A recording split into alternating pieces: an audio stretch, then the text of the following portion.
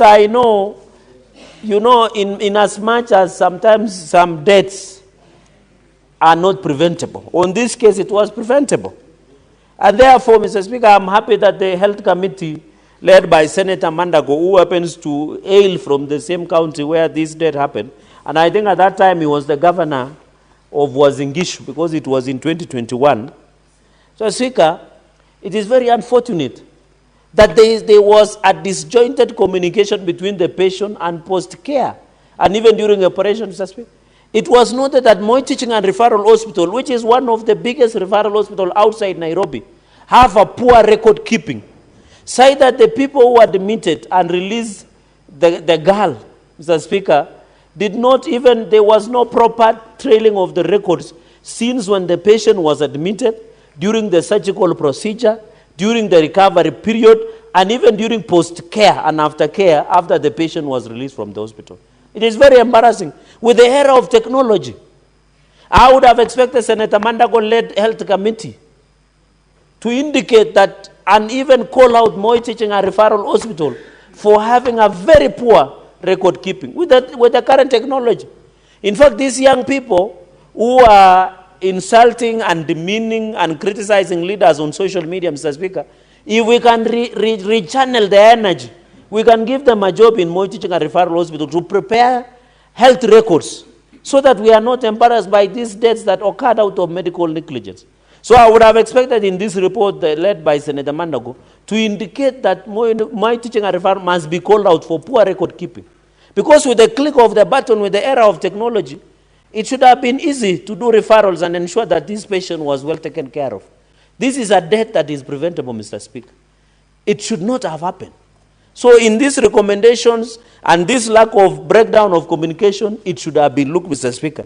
Mr. Speaker, this issue of recovery, in fact, when you read the report, Dr. Odinga and company, and even aftercare services after the surgery when the young girl was released, no one did refer to the team that did the surgery. Even they didn't do even review of even doing a CT scan after the surgery.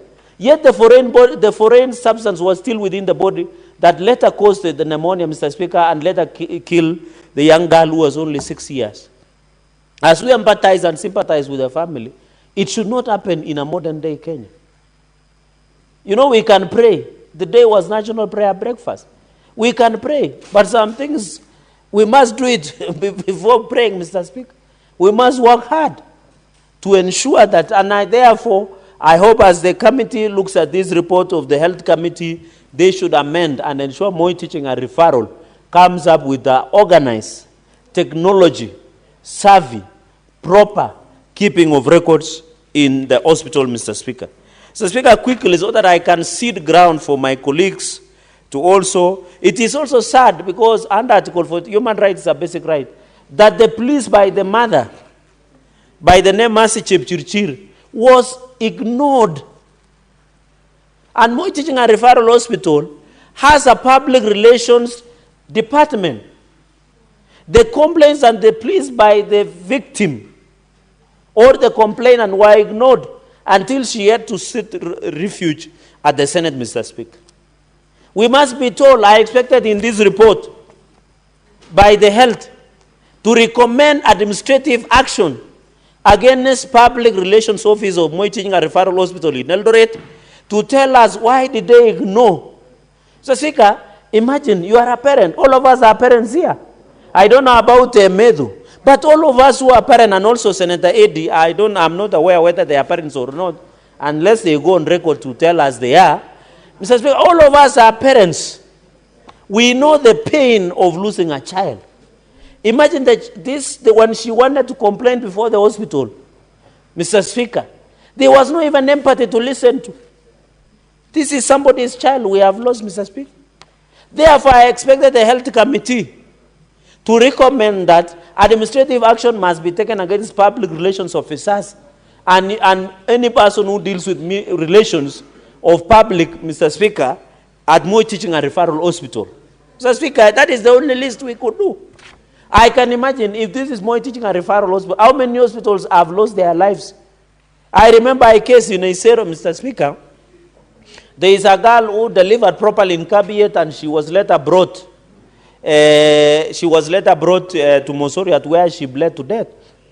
The county government of Nandi did little or nothing to even give counseling, or even that listening here for the complaint against negligence where she had gone to deliver and there was a boy cesarean section procedure, Mr. Speaker. So I want to call upon that we must be empathic, even in this report, and I hope there is members of health in this committee. So Speaker, even in this report, they have not recommended for socio-psychological support to the parent. Because after losing the child, they can even go into stress, they can go even to they can even develop some stress, and even, Mr. Speaker, they can even have suicidal thoughts. This is somebody who has lost a child, Mr. Speaker. So I hope in the future, and this is my advice to the committees. Mr. Speaker, you are aware in the Constitution, you are one of the long-serving members of Parliament in this House. The Senate and Parliament enjoys the High Court status.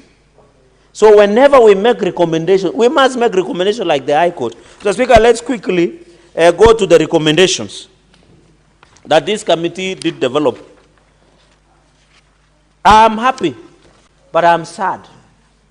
What the committee recommended is sweet and sour, like the Chinese dish, trying to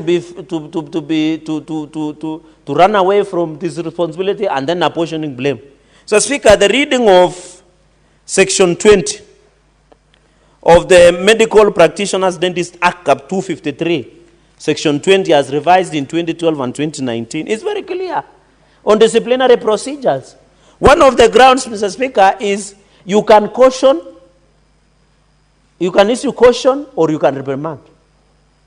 You can also, Mr. Speaker, order remedial cases for doctors or medical practitioners. I expected, after the procedure was done, Mr. Speaker, do you know 2 procedures was done?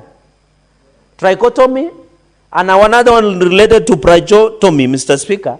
2 was done, but they never removed the foreign body. It means the doctors led by Dr. Odinga and company, that the surgical team, Mr. Speaker, they must be ordered to go back for remedial training.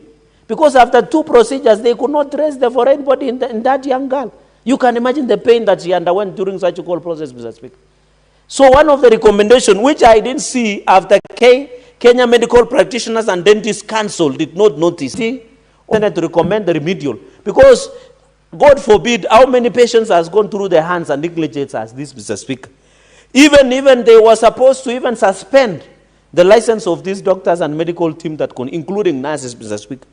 They should even have fines, because under Section 20 of Medical Practitioners and Dentists Act, Cap 253, and revised in 2019. And I know Senator Dr. Boni Khalwala understands this. There must have been proper, Mr. Speaker, penalty. We should have had a fine against this medical team. One is caution, another one is reprimand, another one is even, I would have expected, a probation. They should have done a probation, Mr. Speaker, for this medical team, including the team leader, Dr. Odinga and company. They should have been taken for probation, even 6 months, for remedial courses, and also being supervised by Kenya Medical and Dentist Practitioners Council, Mr. Speaker. So that we are certain, if today this report is public, if today a patient is supposed to go through under procedure of a team led by Dr. Odinga, do you still, Mr. Speaker, have the confidence that the procedure will be successful, Mr. Speaker? So the reading of Section 20 on Medical and Practitioners Dentist Act, Cap 253 is very clear on disciplinary. I would have expected that this should have been done. Mr. Speaker, number 3, establish clear protocols of surgical procedure. I agree that they must be clear so that, Mr. Speaker, I'm told in the second operation, and whether Senator Khalwala will tell us this, in the second operation, there was no consent from the family or the guardian. They did second operation without the consent of the family. This is a clear violation and a clear criminal medical negligence, Mr. Speaker. How can you perform a procedure without the consent of the guardian or the family? The law is very clear.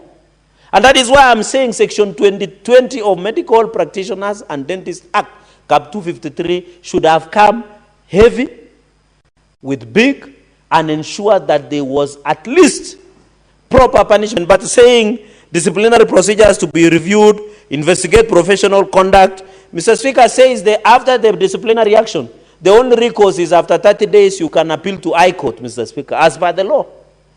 And therefore, I think that on the issue of medical procedures, surgical, it must be followed so that we ensure that critical medical procedures are all taken care of. I hope this medical negligence of Anita should be the last one. You saw Dr. Chacha of Kenyatta National Hospital. He was a doctor in Kenyatta National Hospital, but he could not be treated because he doesn't have money. Yet he is the doctor who was doing, who was working in Kapsabet, not Kapsabet, Kenyatta National Hospital referral, Mr. Speaker. When you look even at the patient advocacy, I disagree with this recommendation. You cannot tell us that the patient advocacy, that Moitichinga Referral Hospital should have been the one to advocate for the rights of the victim. Yet we know very well this is a conflict of interest direct. How can you expect an advocate, patient advocacy within, Mr. Speaker, to come up and support, Mr. Speaker? So, Mr. Speaker, this motion and this report, I agree with recommendations, but we must be in future ensure, and I want to appeal to Kenya Medical Practitioners and Dentists Union, Council, KMPDC, must come back and ensure that they arrest the rising cases of criminal medical negligences in our facilities, Mr. Speaker. We are losing so many mothers during CS procedures in most of our facilities. When my mother goes to give birth, you are told she underwent a CS, then complications arose, then they die, Mr. Speaker. It cannot be. The KMPDC must come to the rescue of Kenyans. I know in every profession there are crooks and within the profession, including even my own profession of the law society, even in engineers, even in doctors and medical practitioners, even in structural engineers. But we must punish so that we don't lose lives. You know, Mr. Speaker, and I've been saying this. You know, when you're handling human life, it is so sensitive. Because when you lose somebody, you never recover them. Other things, like when a building collapses, you can rebuild. When a road stalls, you can rebuild, Mr. Speaker. So even as we pray for this nation, in the national prayer breakfast, we must confront serious challenges that is facing this nation, including medical negligence, including corruption, including bad governance, including poor development, Mr. Speaker. And that is why you can see, Mr. Speaker, the governor of Trans Nzoia was charged the other day, and one of the court orders say you cannot access the office. Today he was in office. So there is impunity in this country. He was in office, saying Odoma Mashinani office. Yet the courts rule in the court order that he should not step in the office of the governor until the corruption allegation of 1.2 billion is cleared or is upheld, Mr. Speaker. This is a country of impunity, where somebody wakes up, Mr. Speaker, and I want to thank the president because he was gracious today. I would have expected my majority whip will do that, but let me do the honors. I want to thank the president for requesting for forgiveness from Tanzania, from our neighbors, including Uganda, and also for forgiveness from Gen Zs, Mr. Speaker. It takes a real leader to request for forgiveness. And I can assure you, and I want to call upon that now that the president has requested and prayed that we forgive each other, as a nation, we forgive each other and move forward, Mr. Speaker, so that we can have one nation. I want to appeal to Tanzania's members of parliament that even if English is not their priority, they should not also insult us in Kiswahili. We are also telling them, let us have one united East African nation where we are proud of, Mr. Speaker. And that is what I want to appeal as we go into the future. With this motion, Mr. Speaker, let us ensure that we finish issues of medical negligence in this country. Thank you, Mr. Speaker, for that indulgence, and I support this motion on this matter, Mr. Speaker. Thank you. Next is Senator Okech Andy.